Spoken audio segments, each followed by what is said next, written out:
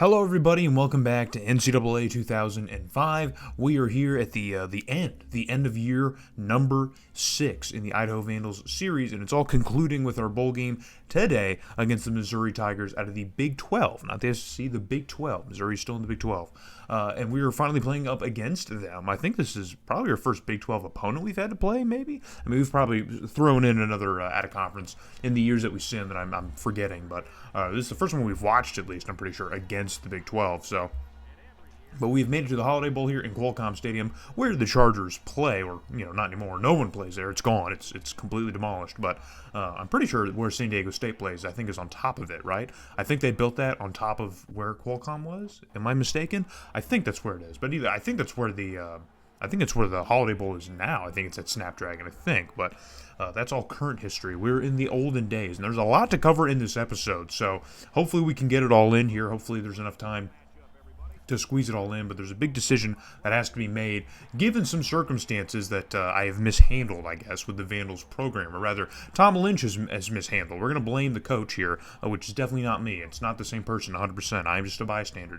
I'm totally not making decisions, but we finally get back to a bowl game here. It's our third straight season of getting to a bowl game, and it's our third different bowl game in, not program history, but in the Tom Lynch era, it's our third different bowl game. We went to the Silicon Valley Classic, which we did win against SMU. We, of course, lost the New Orleans Bowl last year to Louisville, who really kind of beat the snot out of us, and now we're here in the Holiday Bowl up against a decent Missouri team, which might give us some troubles here. So, first and 10, already across midfield. We're going to hand this one off to Keith Bridges, who's got a ton of open space on the left side of the field, and he's inside the 30 for a humongous pickup. So, Keith Bridges, one of the names that we haven't seen contribute an awful lot this year. He's even given us some grievances with his disciplinary issues off the field, which we might mention a little bit later on, but he gets himself involved here pretty early. And again, another nice play from Keith Bridges as he surges up the middle. A wide open hole right in the middle of the line of scrimmage allows Keith Bridges to get inside the red zone, and now we are looking to score here. But 3rd and 9 already here against Missouri's defense. Norwood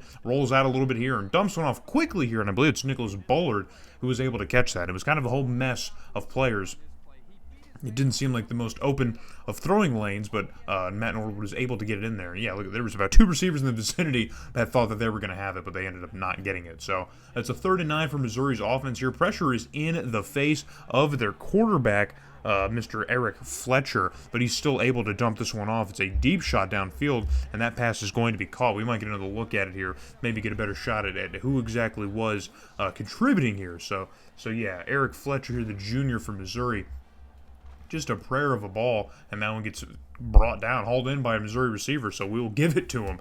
But now in our end here, Missouri's going to go with the ground game. They're going to hand this one off to Don Griffith, the running back, the first-team All-Big 12 running back, and he just about gets the first down for Missouri, maybe tackled a yard short, and now it is 3rd and 1, just inside the 20, and Fletcher is able to flip this one across the middle, and that is going to be caught here by one of the receivers on their team. I don't have him listed down here. He's like 3rd or 4th, maybe a backup tight end potentially, but Missouri again trying to cap off this drive here, but they're going to sail this ball out of the back of the end zone and now bring out special teams to knock home this field goal, and it is good. So Missouri's going to answer back to our early score here. 7-3 is going to be your score here in the Holiday Bowl.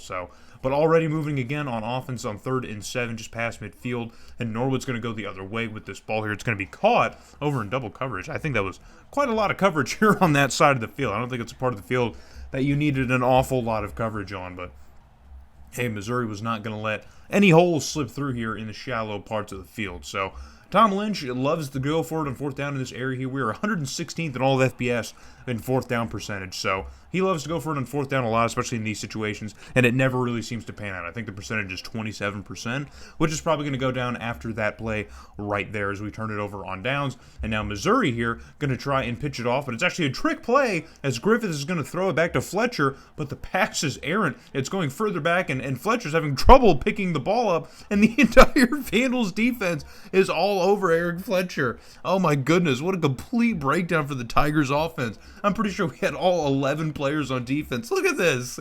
Where is the Missouri Tigers offense? Where are they? They completely left Fletcher out to dry.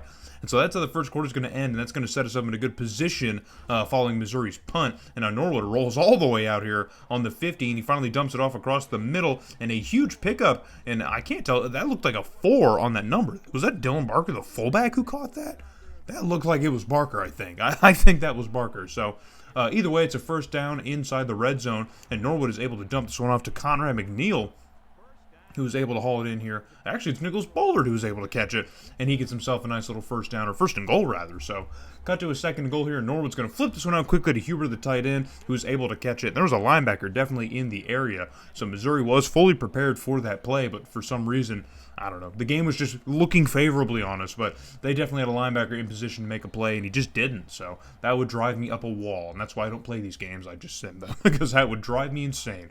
But it's 3rd and 10 now for Missouri here in a 14-3 game. They got to get another answer if they can, and instead Eric Fletcher's going to go for a little short arm punt here as he finds our safety. Or actually, he's more of a, we use him as a cornerback, but it's Jonathan Weiss. He's our backup strong safety, but we use him as like our cornerback number 3 on the depth chart because we have Warren Gross starting there. So, but either way, it's an interception.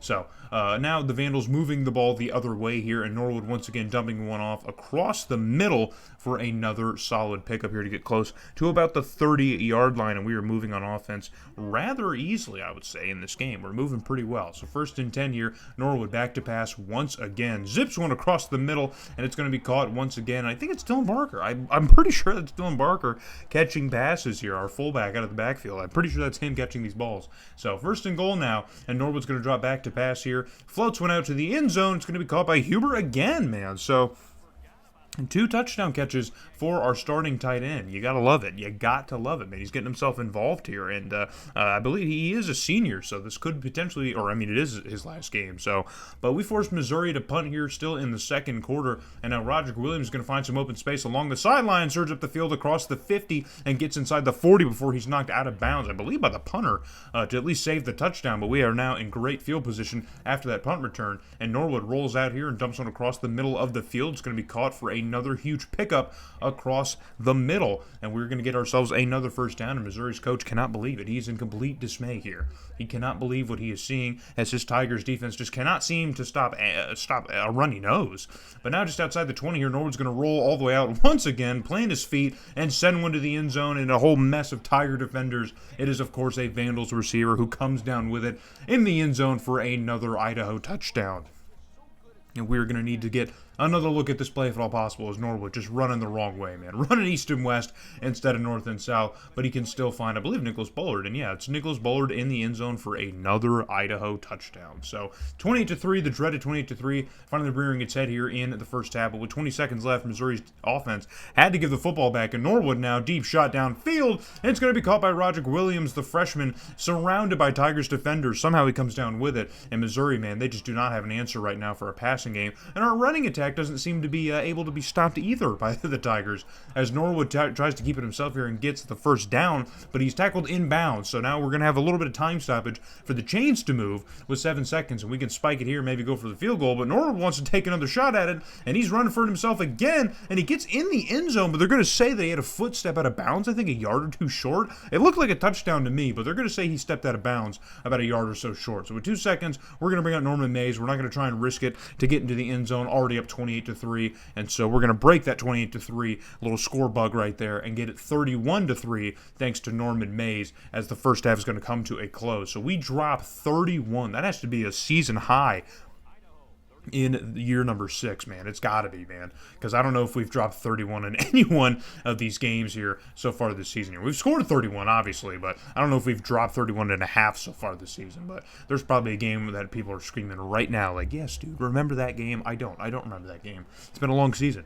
But Missouri's finally moving the football here in the second half, if only a little bit. They've struggled with it in the first half. I'm pretty sure they only had 120 yards of total offense in the first half, so it's really been a tough game for the Big 12. I don't even want to say runners-up. I'm not sure if they were second in the Big 12, just the team from the Big 12. But Fletcher is able to hit another Tigers receiver right along the sidelines to get them just inside either the 10 or the 15. I think it's going to be goal to go. We'll get another look at it here A nice little quick route ran by John Fernandez, the sophomore for the Tigers. Now on 3rd and goal, they're going to try and run for it, and Don Griffith has absolutely zero room to get into the end zone as we have kind of stuffed Missouri here in this goal-to-go situation.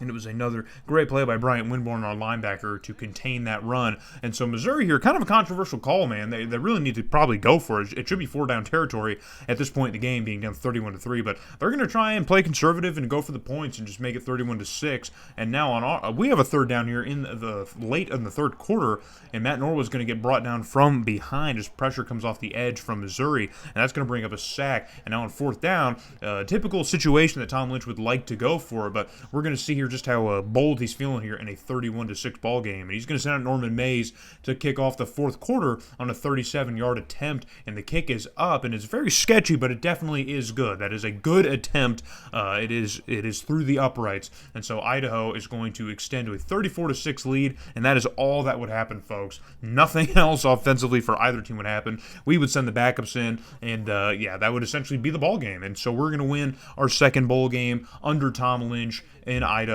Man, we finally pick up another bowl victory. I really wanted to win the New Orleans Bowl last year against Louisville, leaving the Sun Belt, with hopes of leaving the Sun Belt, but we couldn't do it. But in our first bowl game as a member of the Pac-10, we do win it. So I think that kind of rectifies the situation. But again, there are some issues we're going to have to look at here at the end of the season, and I guess I will now talk about that as the stats flash on the screen, because you already know the tale of the tape. We kind of dominated Missouri in a lot of ways. But there was a lot of disciplinary situations throughout the season so far, with Keith Bridges specifically. He had 2. I think Alton O'Neill had 1, and then Byron Huber had 1.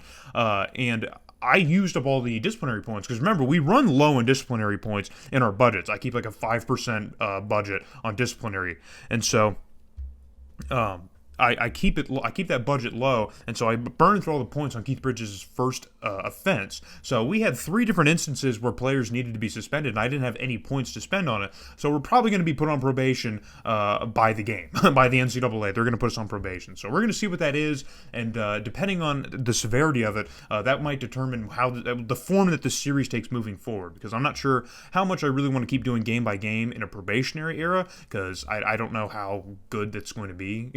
Just considering what the punishments may be. But we'll look here in a second here. Here's our trophy, the Holiday Bowl. It's a nice little trophy. Nice little bowl trophy. At least they have them in this game. The other games don't have all the bowl trophies, so it's cool to see that we at least have the Holiday Bowl trophy here. And here is our suspension. So for the next 3 seasons, we're going to have 15 less scholarships. I don't know how many we have in general. I thought it was 20 to 25, so that might be detrimental. And then none of our games are going to be televised for 2 years. I don't know how it's going to work if we end up being a contender, because, imagine we're in a New Year's 6 game and it's not televised. I don't know, but that is our punishment. So yeah, for no televised games and the recruiting violations, or recruiting restrictions rather, I'm not sure how good or how strong this series is going to be moving forward. I kind of want to sim through all the probationary years, but we might just go through it anyway, man, and just kind of thug it out. Boston College, a year removed, I believe, from losing the BCS national title, or maybe 2 years removed, now needs us as coach, man, after a 2-win season. So they're kind of moving backwards. And Florida had a decent season at 7-6, but they're looking to change things up at the coaching position too. But this is an Idaho series, man. We're going to stay here, even though it would probably make sense for us to jump ship from Idaho and just go somewhere else, kind of like John Harbaugh did. But we're going to stick there. But that is how the season's going to end here. Ohio State wins. What is that national title game? I'm not even going to. Okay, next video we might talk about that. I don't know, but either way, we'll come back with the offseason and the next chapter of the Idaho series.